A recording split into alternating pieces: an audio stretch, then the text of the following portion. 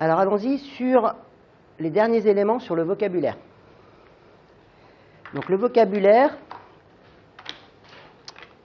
on est dans une logique toujours de gestion de projet au niveau européen, hein, donc qualité, coût, délai. On va faire cet exercice en interaction. Vous voyez ici différents termes: coordinateur, bénéficiaire, Gantt, perte, jalon, livrable, partie tierce, work package leader. Un coordinateur, comment me définissez-vous un coordinateur? Responsable du projet. Ouais. Oui. Oui, il est. Non, il est. Représentant financier. Il gère l'équipe. Coordination scientifique, chef d'équipe. Tout ça, c'est vrai. OK. Bénéficiaire. Donc, on a aussi bénéficiaire ou partenaire. Il est bénéficiaire. Intervenant. OK. Le partenaire, il est membre du consortium. OK. Alors, du coup, je suis passé sur partenaire. Là. Voilà. Ouais, là, je suis passé. C'est deux choses différentes. Oui, ce sont deux choses différentes. Hein. Le coordinateur, il est au-dessus. Il pilote. Voilà. Oui. Et les partenaires, Les différents membres du projet. OK. Un Gantt. Le Gantt.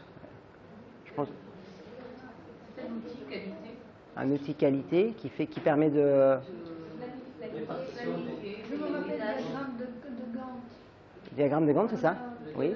Planifier les tâches, oui. Le planning. Donc on est. Avec la durée de chaque tâche. Très bien. Le PERT. Je suis dur. Est-ce que. L'enchaînement logique des événements. C'est quoi les événements? Ok. Des actions. Oui. Donc, c'est L'enchaînement des actions. On n'est pas très loin. C'est presque ça. C'est presque ça. spécifier une durée spécifique. C'est on définit l'enchaînement sans spécifier. Pas de délai. Pas de délai. Il n'y a pas de délai. Il n'y a pas de notion de délai. On est d'accord? Par contre, pour les guides, On mentionne les délais. Ouais. ce sont deux outils. Donc les livrables. Oui, deux outils, vous savez. Les livrables. Ce sont les outils de nécessaires. Voilà. Le rapport. OK. Les résultats intermédiaires. OK. Les livrables, ce sont les on verra, c'est de toutes les actions. Hein, voilà, les outputs de chaque action. Un jalon. Oui. Élément clé. Point d'arrêt pour vérifier l'avancement. OK. Donc les work packages. L'ensemble des tâches. Par exemple, il y a différentes tâches qu'on peut. Des éléments du projet, par exemple, il y a votre package technique, management, OK. Oui. communication, et différents. Donc, le projet comprend plusieurs work packages. C'est l'ensemble de. Si le projet work package oui, c'est ça. le projet. Oui, c'est ça, c'est ça. Donc, Les actions. on va être sur un regroupement de tâches qui a un objectif commun et un projet va se retrouver composé d'un certain nombre de work packages, comme disait management. Et work, oui. Non. Ah. Voilà, très bien. Bonne réponse. Voilà.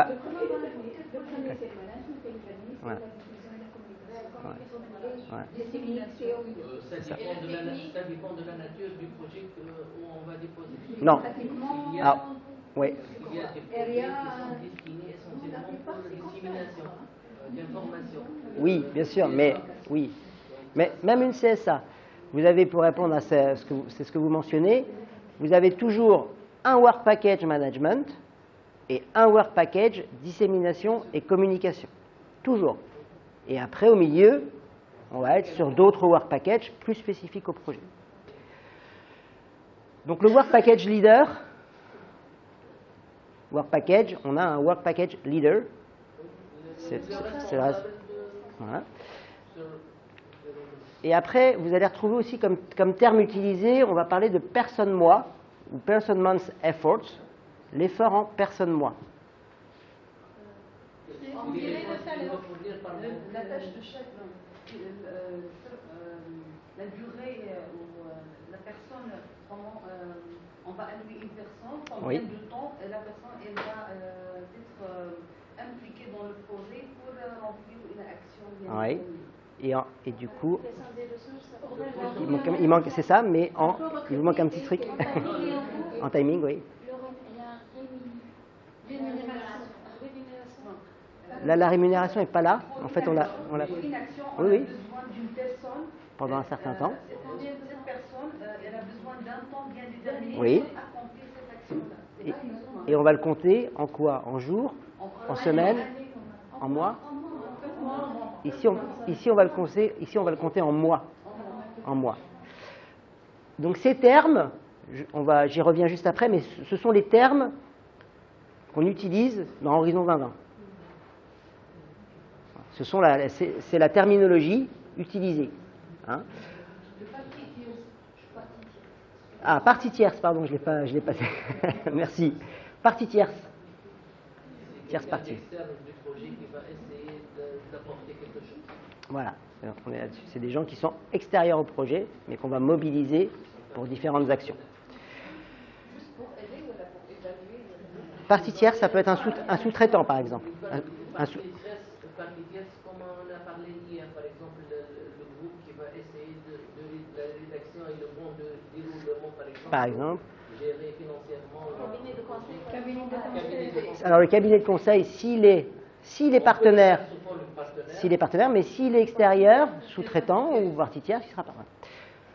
Donc, ici, vous avez les termes utilisés. Donc, ce sont les termes que vous allez au quotidien avoir avec vos partenaires européens. Hein, vous allez parler de jalons, donc les termes anglais milestone, deliverable, work package, Gantt, PERT. Voilà. Donc, ce sont les termes que vous allez utiliser, qu'il faut connaître, parce que forcément, après, on ne parle pas de lot de tâches, on parle de work package. Ce sont les termes utilisés. Alors, le coordinateur, vous m'avez bien donné les éléments. Quand on est au niveau européen, le coordinateur responsable du projet, pilote et garant de la réussite et du bon déroulement du projet, est aussi seul interlocuteur de la Commission européenne. La Commission européenne, le Project Officer, donc pour vous donner un ordre de grandeur, il gère entre 25 et 40 projets en même temps. Un seul coordinateur? Non, à la Commission européenne, le Project Officer, hein, qui est l'interlocuteur, qui sera l'interlocuteur du projet, il ne travaille pas qu'avec vous, hein, il a en général entre 25 et 40 projets.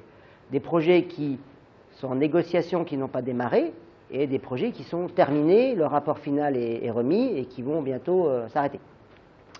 Mais il a entre 25 et 40 projets.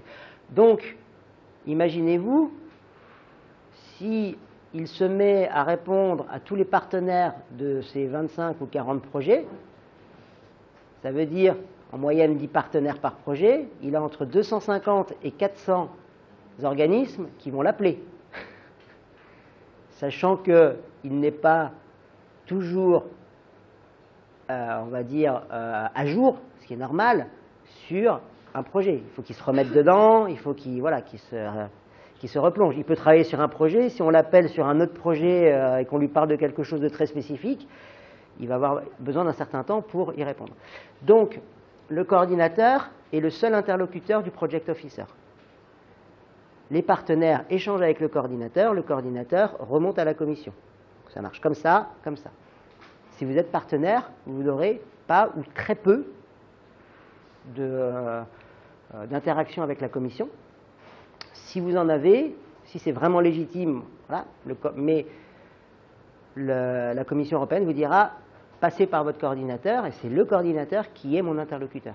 Voilà. Le bénéficiaire, c'est le partenaire, donc toute entité juridique. Vous êtes partenaire, vous rentrez dans un projet, rappelez-vous hier, pas d'engagement. Le seul engagement contractuel que vous prendrez, c'est au moment où on signe avec la Commission européenne. Avant, c'est moral. Les work packages, on est donc sur, on divise le projet en grands lots de tâches. Et donc, on va avoir un work package management, un work package pour faire une étude, data collection, un work package pour faire de l'analyse, un work package pour faire de la dissémination. Donc, on a des grandes briques de tâches qui vont composer notre projet. Et donc, dans un projet, on a en général entre 5 et 7 work packages. Vous enlevez management et dissémination, ça signifie qu'il y a entre 3 et 5 work packages techniques, en général. Un work package se représente sous cette forme. Donc vous voyez ici le numéro du work package. Là, on a des abréviations pour les partenaires. L'objectif du work package, ce work package, il va être composé de tâches. Tâche 1, tâche 2, tâche 3. Donc un titre à la tâche, on dit qui est impliqué, on explique ce qu'on fait. Ensuite, on va lister les livrables. Chaque tâche doit avoir au moins un livrable. Un rapport, un prototype, un logiciel. Voilà. Un livrable. Et on a également une petite section pour les jalons, les milestones. Les jalons, les éléments clés. On va revenir. Donc le Work Package Leader, c'est lui qui est responsable du Work Package.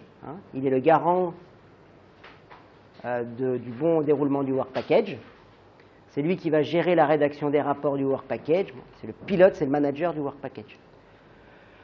Le livrable, c'est donc l'output. On ne dit pas output, on dit deliverable. Donc le livrable, c'est le résultat de chaque activité. Et je vous disais, au moins un livrable par tâche. Toujours, si vous avez une tâche, vous avez toujours un livrable. Voilà. Il faut un livrable, sinon la tâche n'a pas de sens. Par tâche et non par work package. Par work package, du coup, vous aurez plus de livrables. Puisque un work package va être composé de 3 tâches, par exemple. Et vous aurez au moins 3 livrables pour le work package, comme vous pouvez en avoir plus. Les livrables, vous voyez ici, donc les livrables pour un projet, la liste, vous avez le work package, vous savez si c'est un rapport, donc vous avez différents types, ça peut être un rapport, ça peut être un DEM, c'est demonstration, c'est-à-dire un site internet ou autre. Other, c'est si vous développez un prototype, une molécule, donc vous avez un type de livrable, vous allez dire s'il est public ou confidentiel, et vous allez donner sa date, la date prévue à laquelle vous allez le remettre. Il y a un template pour le rapport ou c'est... Vous avez un template. Ces tableaux qui sont remplis dans le template, ils sont là, mais ils sont vides. Voilà, c'est à vous de les compléter. Le jalon, donc le jalon élément clé. Le jalon, c'est un élément clé. Vous avez quelques milestones, quelques jalons par projet. Ce sont des livrables clés qui, s'ils ne sont pas atteints, peuvent mettre en péril le projet. Si vous prévoyez de travailler sur une nouvelle molécule avec des performances, avec un certain niveau de performance, si le niveau de performance n'est pas atteint, ça ne sert à rien de continuer. Donc en fait, vous allez avoir des livrables qui peuvent finalement on va dire empêcher ou mettre à mal, voire arrêter le projet. Voilà. Donc c'est de se dire quels sont les livrables clés. Si on n'atteint pas ce livrable-là, est-ce que c'est gênant? Oui, ça peut être gênant. Voilà. Donc on identifie ces livrables clés dans le cadre du projet. Pour le work package, chaque work package, il y a un responsable qui est le work package leader. Oui. Qui est responsable Oui. au bon déroulement de Oui. l'action de ce work. Oui. Oui. Donc vous allez avoir le coordinateur et ensuite vous allez avoir des Work Package Leaders. Et donc c'est on va dire que c'est le board. Voilà, c'est le board, ce sont des partenaires, tout à fait. Voilà, et vous avez des partenaires qui sont juste partenaires. Hein. Donc vous avez le coordinateur, les Work Package Leaders, et puis, on va dire, le consortium, ceux qui ne sont ni coordinateurs ni Work Package Leaders. Le PERT, c'est un petit schéma qui montre les interactions, les interrelations entre les Work Packages. Vous voyez ici le management et la dissémination communication. J'ai mon Work Package 2 qui va produire des livrables. Ces livrables vont être nécessaires et utiles pour le 3. Donc je fais une flèche. Le 3, il produit des livrables qui vont servir au 2 et au 4. Donc je mets une flèche. Donc le PERT, c'est un diagramme qui montre les interactions, les interrelations entre les Work Packages. Voilà. Il est utilisé comme ça au niveau d'H20. Le Gantt, vous me l'avez bien dit, je vous montre le schéma, on va mettre ici les Work Packages et les tâches. Vous avez le Work Package 1 et j'ai les tâches. Tâche 1, 1, 1, 2, 1, 3, etc. Et donc, on va ici, dans le temps, montrer quand la tâche ou quand le Work Package démarre et quand est-ce qu'il se termine. Donc c'est une représentation dans le temps de l'ensemble du projet pour avoir une vision de quand une tâche démarre, quand une tâche se termine. C'est un outil d'ordonnancement. Et c'est un outil qui permet de suivre. Quand vous passez du temps sur une activité, vous pouvez bien déclarer votre temps. Si la tâche est finie, elle est finie. Vous ne pouvez plus déclarer votre temps. Donc c'est aussi la période pendant laquelle les coûts, les dépenses sont éligibles. Et le PERT, c'est un plan d'évaluation ou c'est pour évaluer ou c'est juste pour... C'est juste un schéma. C'est juste un schéma pour montrer comment les Work Packages se déroulent, sont interconnectés. Oui, comment ils sont interconnectés. Le Work Package 2, il va produire des livrables et ces livrables vont servir à d'autres Work Packages. Donc on montre le lien, l'enchaînement. Voilà, c'est l'enchaînement entre les Work Packages.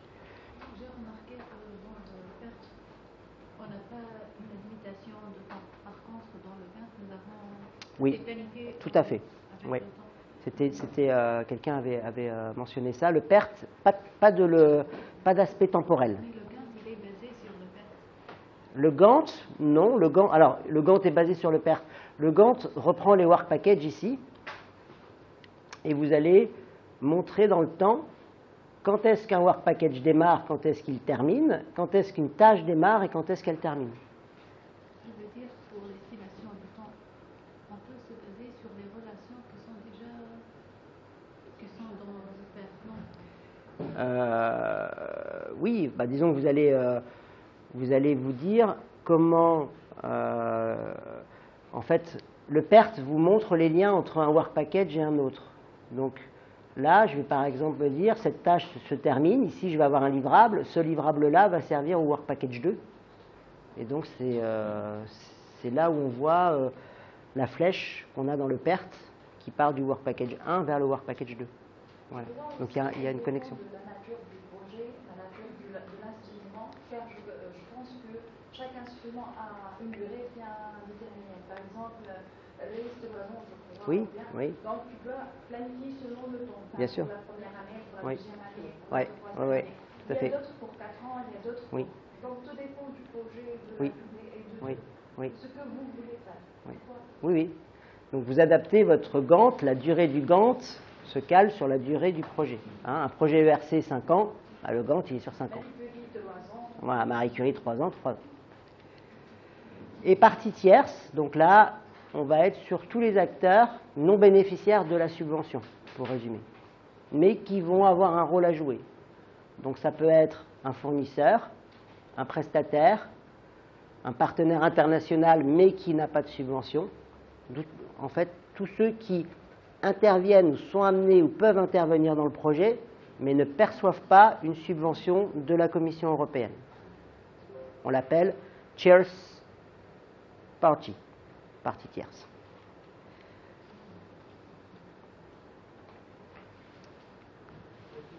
Oui, presque. Et encore, oui. Tous ces vocabulaires vient de. On va établir un projet. Oui. Ça entre dans la rédaction d'un projet. Oui. Qui va être soumis après Oui. le contrat ou avant le contrat. La rédaction du projet, vous la faites avant le contrat. Avec tous ces détails. Avec tous ces détails. Oui. Le contrat, c'est lorsqu'on est accepté. Le contrat, c'est lorsque l'on est accepté. Oui. Après le dépôt. Donc la première étape, c'est vous déposer. Et oui, on dépose avec tous les détails. Avec tout le détail. Voilà. La première étape, c'est l'acceptation. Par exemple, on a 10 pages, on accepte l'idée, puis on passe le détail. Voilà. Et puis, Par exemple. Oui. si on a tous ces détails, la commission. Alors, on va faire c'est ça. C'est ça. Alors ça peut être 10 pages, comme ça peut être 70 pages. Tout dépend de l'instrument. Suivant l'instrument, le nombre de pages est plus ou moins important. Mais tout ça, vous allez l'utiliser au moment de la rédaction de ce premier dossier. Je vois après l'acceptation, il y a les trois documents. Et après l'acceptation, vous avez 3 documents. Description of action, qui vous permet, vous avez déposé votre premier dossier, la commission vous dit, très bien, vous allez me refaire un nouveau document, voilà, description d'action, voilà, vous faites un nouveau document, donc vous remettez tout dedans, et puis on redépose un nouveau document qui sera le document utilisé par la commission pour suivre ensuite. Et les 2 derniers documents, c'est les documents que vous allez préparer et signer avec la Commission européenne, donc le Grant Agreement, et avec le partenariat, l'accord de consortium. Voilà. Oui. Une question par rapport aux bénéficiaires. Donc nous avons le coordinateur du projet et puis les partenaires, généralement de l'extérieur. Donc ces partenaires vont venir avec des membres. Par exemple, donc, nous avons en total le coordinateur plus des membres. Mais certainement, ce coordinateur aime bien travailler avec d'autres membres de son institution. Oui. Alors lorsqu'on ajoute ces membres, donc nous avons le partenariat entre l'institution et les autres institutions partenaires. Oui. Mais si les membres n'appartiennent pas à l'institution du coordinateur principal, donc on doit ajouter leur institution respective comme partenaire aussi. Oui. Oui. Est-ce qu'on a une limite par rapport au nombre de partenaires locaux, non étrangers? Alors, il n'y a pas de limite officielle. On peut toujours faire. Vous pouvez mettre. Les gens de n'importe. Alors, vous pouvez mettre. Il n'y a pas de limite, entre guillemets, officielle. Quand je dis officielle, c'est critère d'éligibilité.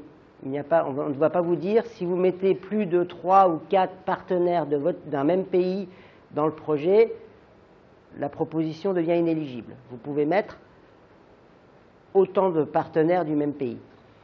Par contre, on est dans une logique de projet collaboratif européen. Et donc, l'évaluateur, s'il voit que sur un projet, on a 70% de partenaires tunisiens et 30% de partenaires européens, c'est plus un projet européen, c'est un projet tunisien. Je dis tunisien ou français ou espagnol.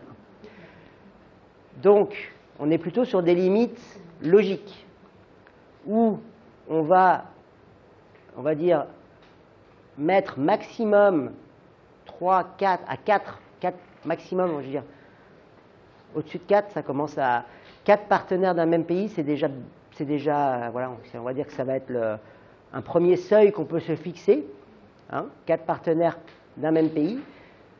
L'autre point qu'on va regarder, c'est le budget.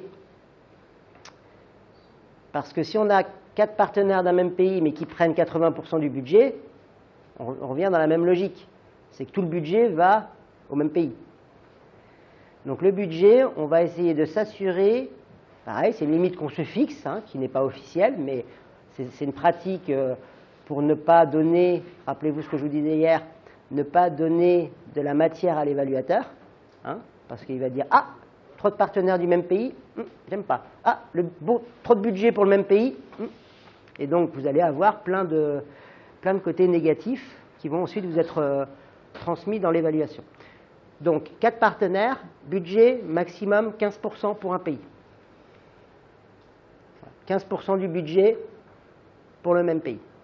Si on est au-dessus de 15%, on commence à prendre un risque.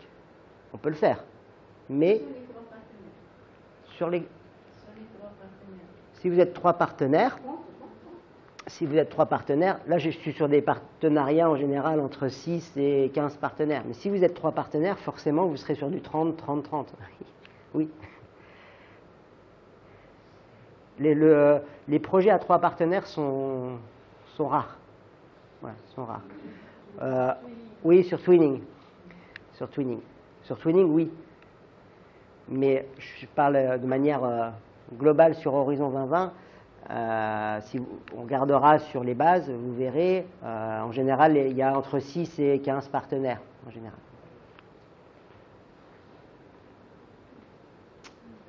OK? Bon. Ça va être à vous de jouer.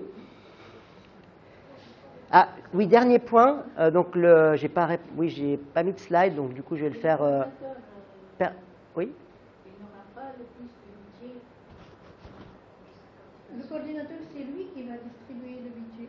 On peut avoir plus de budget que les autres. Alors. Puisqu'il est payé pour la coordination. Oui. Oui. Le coordinateur, généralement, a plus de budget, plus de financement, parce qu'il est le coordinateur, déjà. Parce qu'aussi, comme vous l'évoquez, il peut prendre en charge, il prend de toute façon en charge une partie du management. Donc, il peut être à la fois partenaire.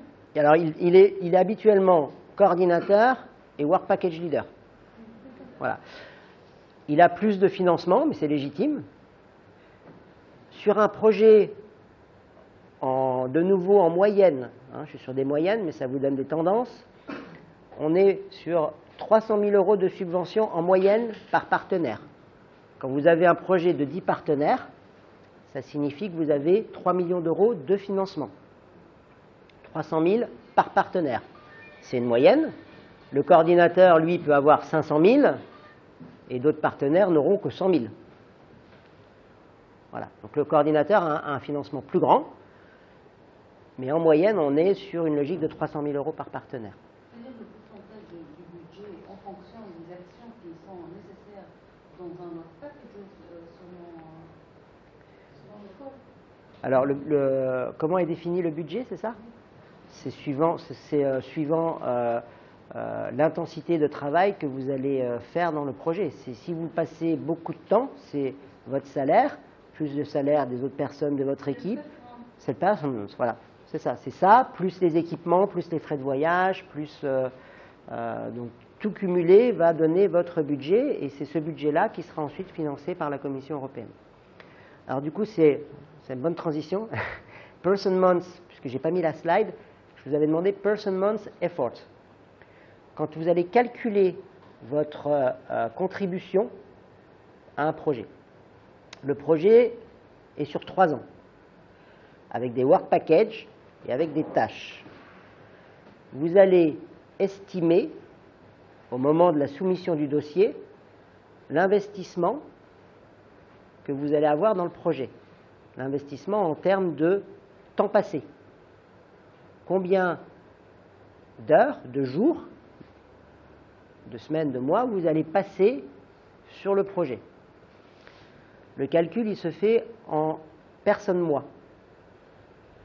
Donc vous allez calculer, en France par exemple, on est un mois de travail, c'est 151 heures. Voilà, c'est établi. Une personne en France, dans la législation française, c'est égal à 151 heures de travail. Donc un partenaire français, quand il dit « je participe à un projet européen », je vais passer 2 personnes mois. Donc il s'engage à passer 302 heures. Non, 2 personnes mois. Alors 2 personnes mois, comment après est-ce que ça peut être utilisé? De plein de façons. Ça peut être 2 personnes à temps plein pendant 1 mois. Ça peut être 1 personne pendant 2 mois. Et ça peut être une personne pendant 2 mois, mais éclatée sur 6 mois. Voilà. Donc, 2 jours, voilà. Donc, quand vous allez ici estimer votre temps, si vous dites, j'interviens sur la tâche ou sur le Work Package 2, il démarre à mois 6, il finit à mois 24. Donc, le Work Package va durer 18 mois. Sur les 18 mois, moi, je vais passer 4 mois. Mais 4 mois sur les 18 mois. Répartis. Donc, c'est la façon dont vous allez définir votre investissement dans le projet. Vous calculez ça en personne-mois.